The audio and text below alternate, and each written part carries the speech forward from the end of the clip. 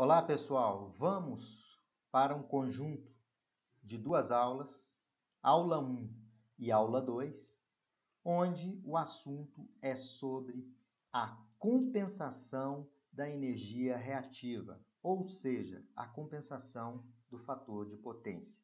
A aula 1 temos a apresentação do modelo utilizado para cargas lineares e não lineares. A aula 2 nós temos um exemplo de cálculo de banco de capacitores para cargas lineares e cargas não lineares.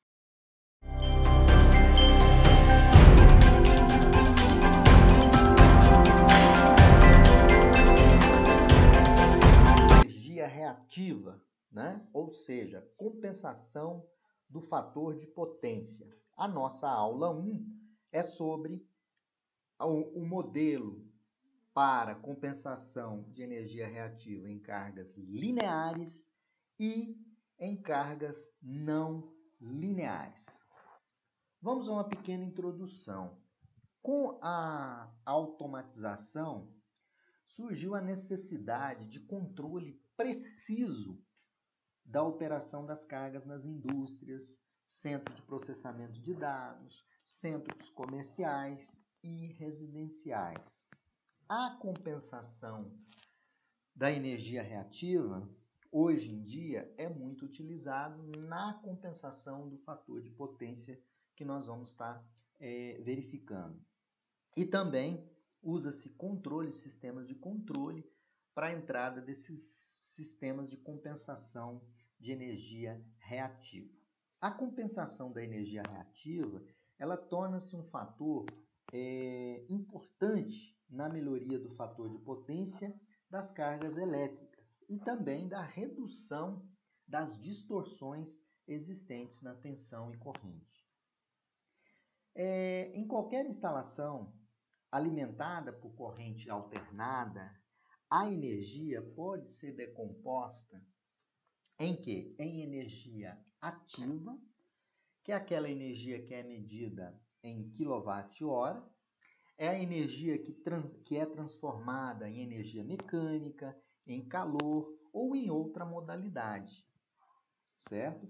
Essa energia ativa é aquela energia que efetivamente realiza trabalho, ou transformando em energia mecânica, ou transformando em calor, ou em outra forma de energia.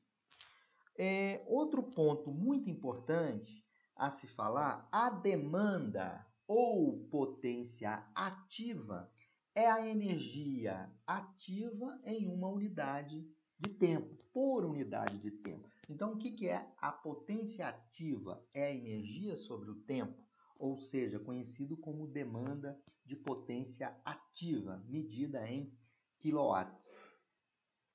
Energia reativa. A energia reativa, ela é medida em kilovolt ampere reativo hora, que é a energia necessária para a excitação dos equipamentos indutivos, como motores, transformadores. De forma análoga, né, essa energia por unidade de tempo, ela é medida em kilovolt ampere reativo, que é representado pela letra Q, que é a energia reativa, aquela que é nosso alvo da aula para compensação desse tipo de energia. Essa energia reativa, ela é utilizada para a excitação dos campos magnéticos em equipamentos indutivos, como motores, transformadores, etc.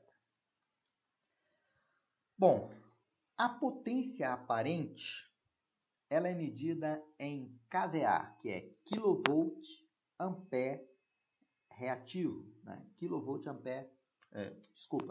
A potência aparente é medida em kVA, kilovolt ampere. Ela é representada pela letra S, sendo definida como a tensão de linha vezes a corrente de linha. Então, a potência aparente em kilovolt ampere, ela é a tensão da linha vezes a corrente da linha.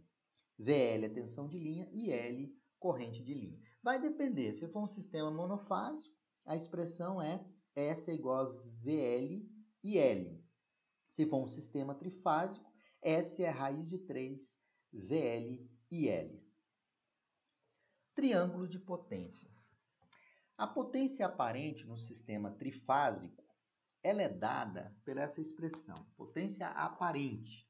Ela é igual a raiz de 3 vezes a tensão de linha vezes a corrente de linha, né? Lembrando, VL é a tensão de linha e L corrente de linha.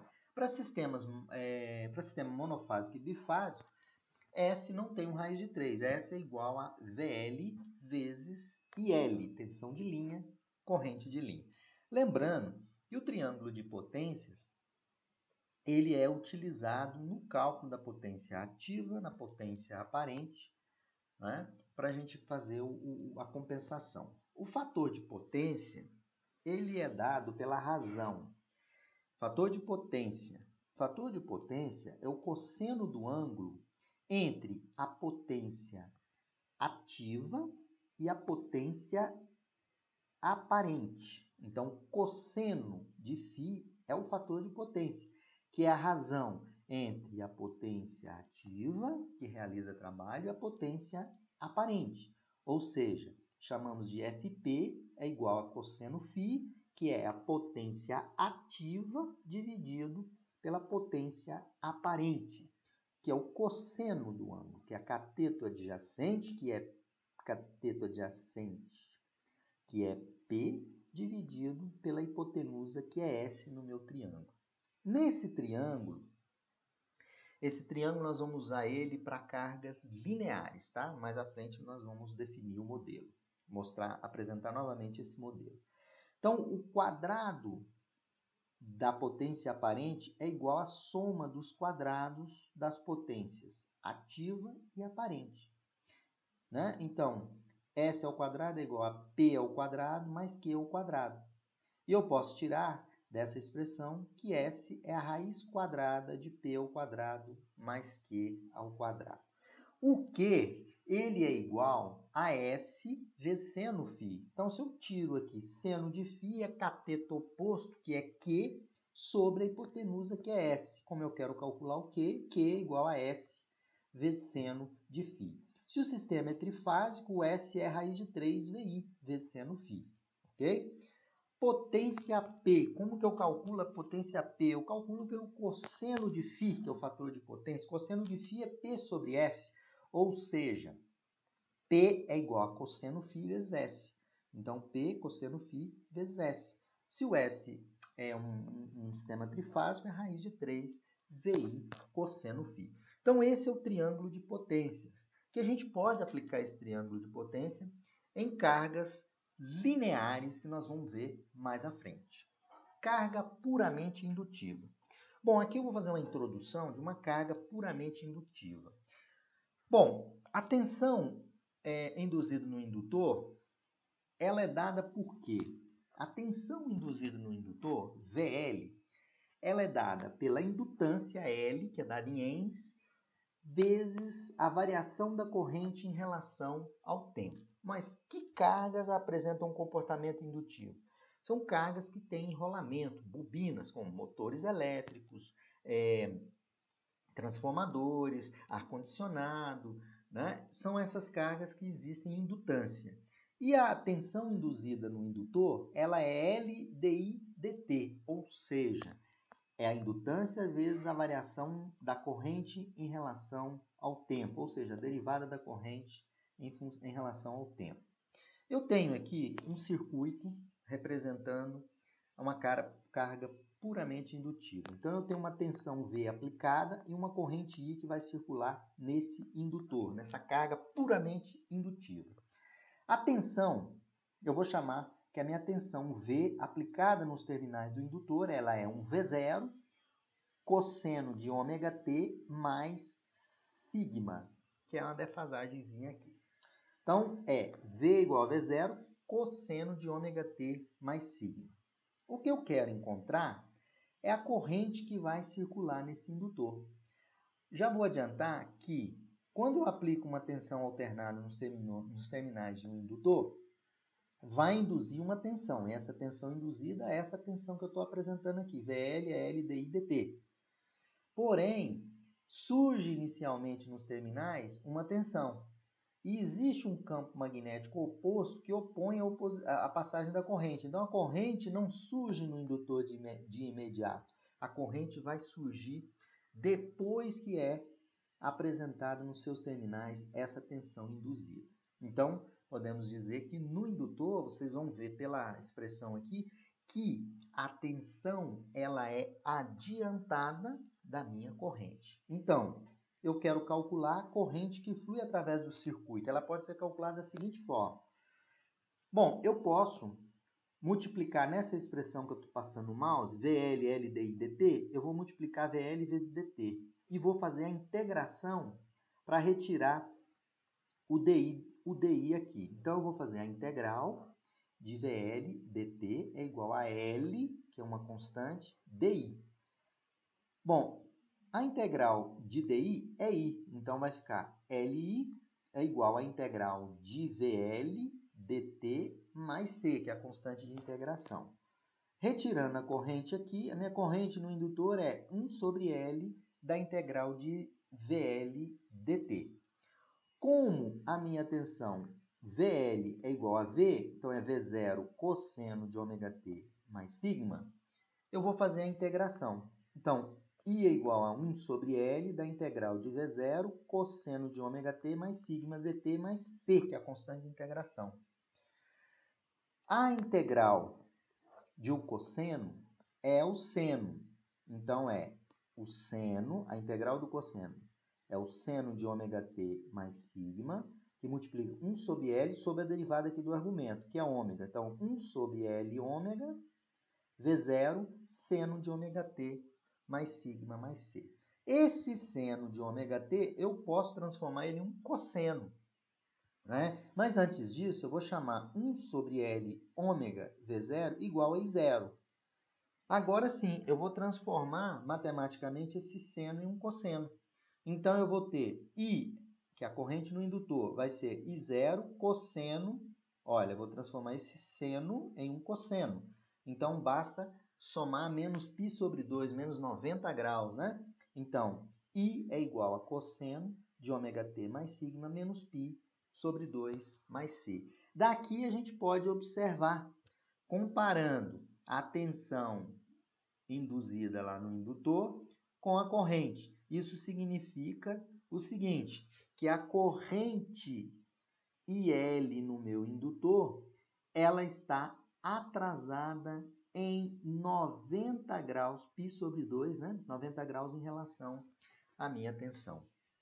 VL no indutor, VL aqui em vermelho e aqui IL em azul é a corrente. Pode observar que a tensão surge primeiro e 90 graus depois a tensão. Outra forma de verificar essa energia reativa, se a gente multiplicar instantaneamente tensão vezes corrente, nós temos a potência, né?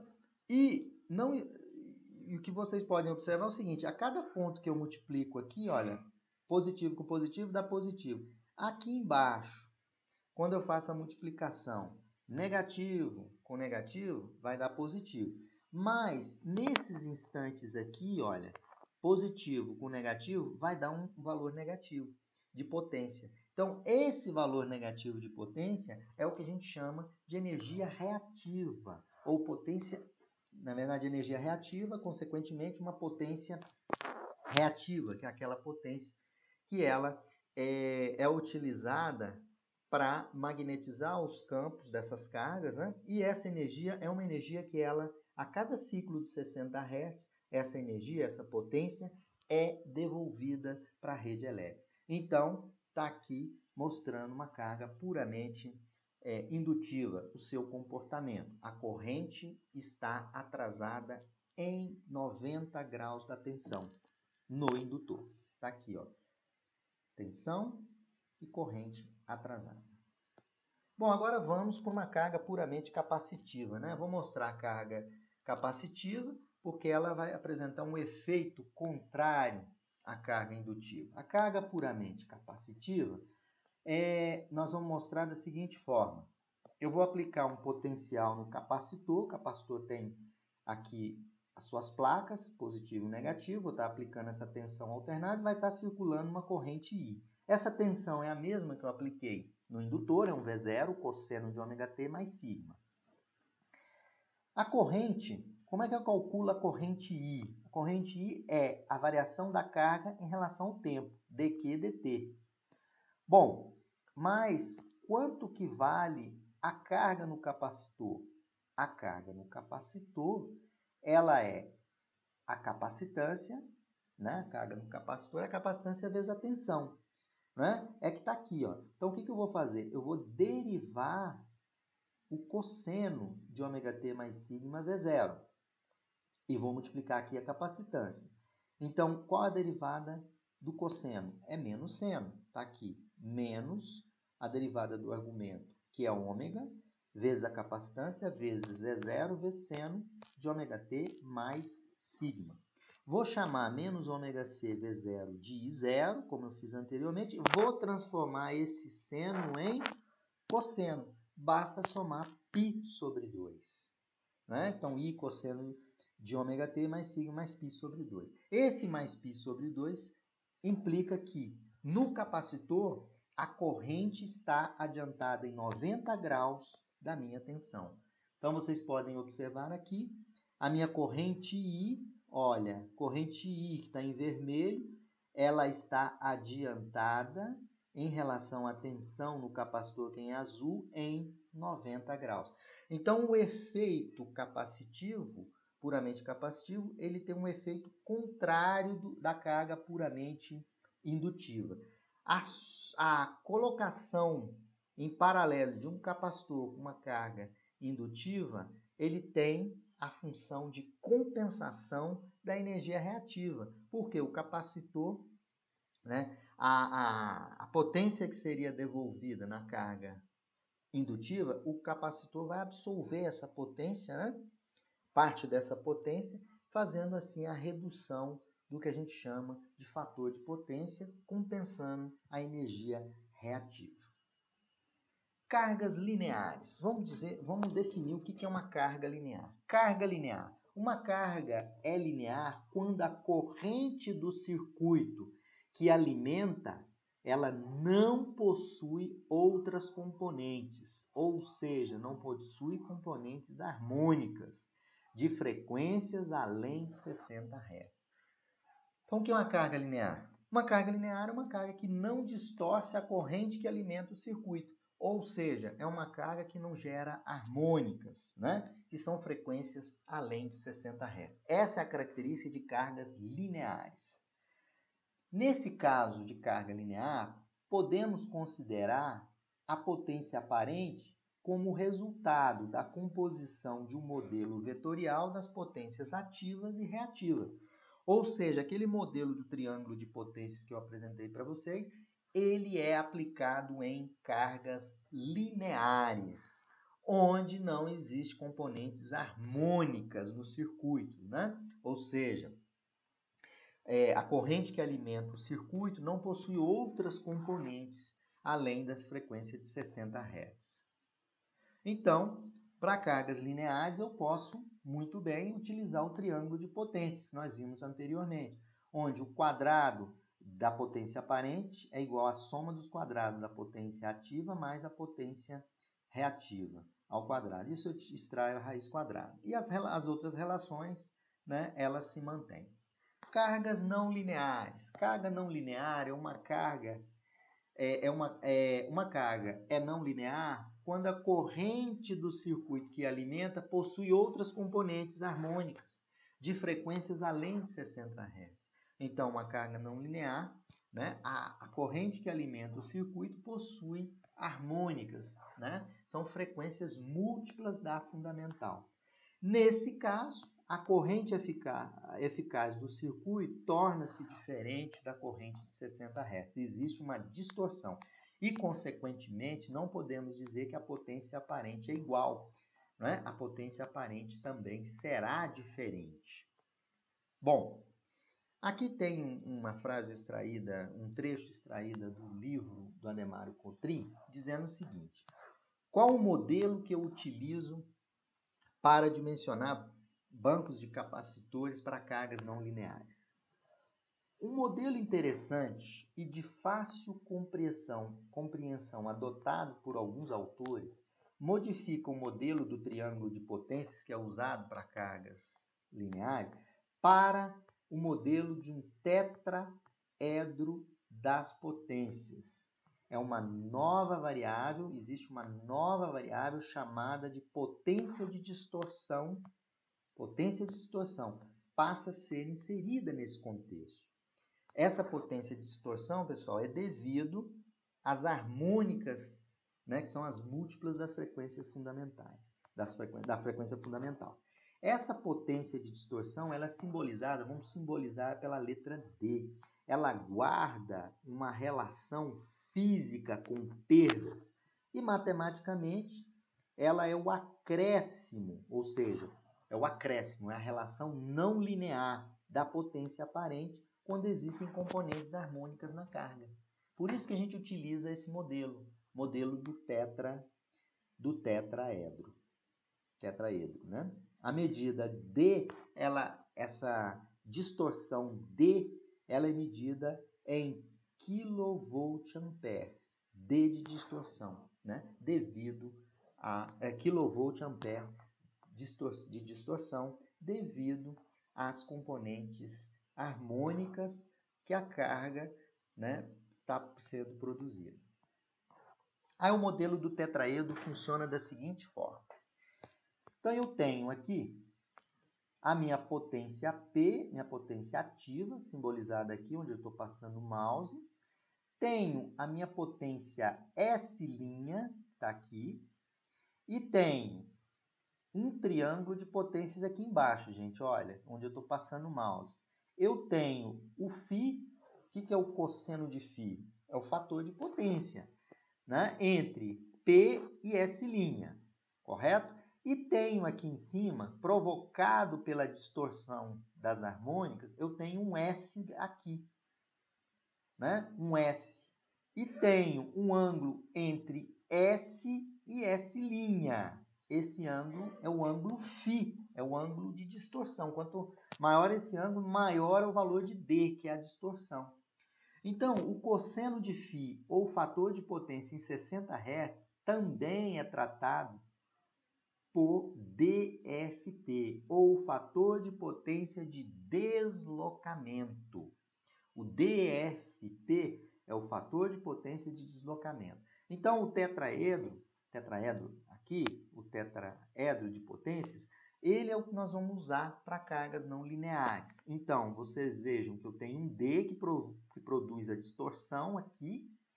Embaixo aqui eu tenho o triângulo normal, olha, onde eu tenho P, tenho aqui o meu Q, que é esse lado do triângulo aqui, essa medida é a mesma. Tenho o cosseno de φ, que é o ângulo entre P e S', e tenho o ângulo φ, que é o ângulo entre S e S', que ele é a medida da distorção aqui. Então, como que a gente pode tirar as relações matemáticas? Vocês podem observar aqui embaixo que eu posso escrever que essa hipotenusa aqui, eu posso dizer o seguinte, que S ao quadrado, S' ao quadrado, é igual a P ao quadrado mais Q ao quadrado. Está aqui, ó, a expressão. Ok?